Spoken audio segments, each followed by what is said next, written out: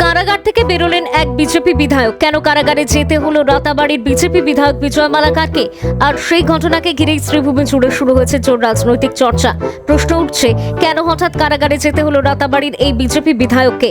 বিধায়ক নিজেই স্বীকার করেছেন তিনি জেলা কারাগারে গিয়েছিলেন বন্দী দুই দলীয় কর্মীর সঙ্গে দেখা করতে। ঘটনার সূত্রপাত নির্বাচনের দিন রামকৃষ্ণনগর কেন্দ্রে কংগ্রেস ও বিজেপি সমর্থকদের মধ্যে তীব্র সংঘর্ষের জেরে পরিস্থিতি উত্তপ্ত হয়ে ওঠে। এই ঘটনায় বিজেপির দুই সংখ্যালঘু কর্মীর বিরুদ্ধে অভিযোগ দায়ের করেন কংগ্রেস কর্মীরা। নির্বাচন কমিশন বিষয়টিকে গুরুত্ব দিয়ে দেখার পর পুলিশ ওই দুই কর্মীকে গ্রেফতার করে এবং পরে শ্রীভূমি জেলা কারাগারে পাঠানো হয়। এরপরেই ছবিতে আসে নতুন মোড়। দলীয় কর্মীদের পাশে দাঁড়াতে সরাসরি কারাগারে পৌঁছে যান বিধায়ক বিজয় মালাকার। রাজনৈতিক মহলে এই পদক্ষেপ ঘিরে শুরু হয়েছে তুমুল আলোচনা ও কটাক্ষ। বিশেষ করে বিজেপির কিছু বক্তব্যে যেখানে সংখ্যালঘু ভোটকে গুরুত্ব না দেওয়ার ইঙ্গিত পাওয়া যায়, সেখানে এক বিজেপি বিধায়কের কারাগারে গিয়ে সংখ্যালঘু কর্মীদের খোঁজ নেওয়া অনেকের কাছেই বিরোধভাসপূর্ণ বলে মনে হচ্ছে। তবে এই সমালোচনাকে একেবারেই পাত্তা দিতে নারাজ বিজয় মালাকার। তার বক্তব্য, ওরা শুধু বিজেপি কর্মী নয়, ওরা রাষ্ট্রবাদী মুসলমান।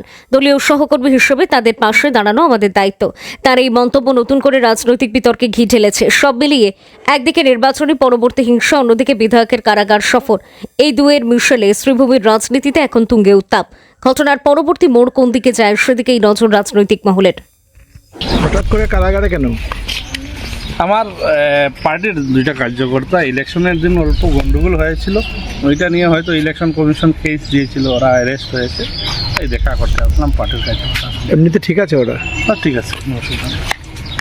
তো আপনারা তো বলে থাকেন মুসলমানদের ভোটের প্রয়োজন নেই, তারপর আবার দেখা করতে আসছেন।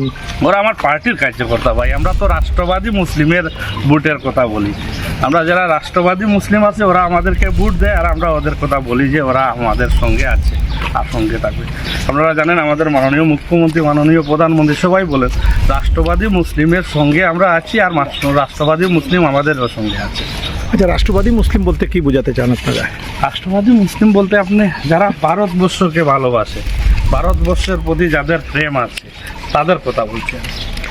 তো এ ধরনের কি মানে আপনারা মুসলমানের মধ্যে দুটো ভাগ করেছেন নাকি?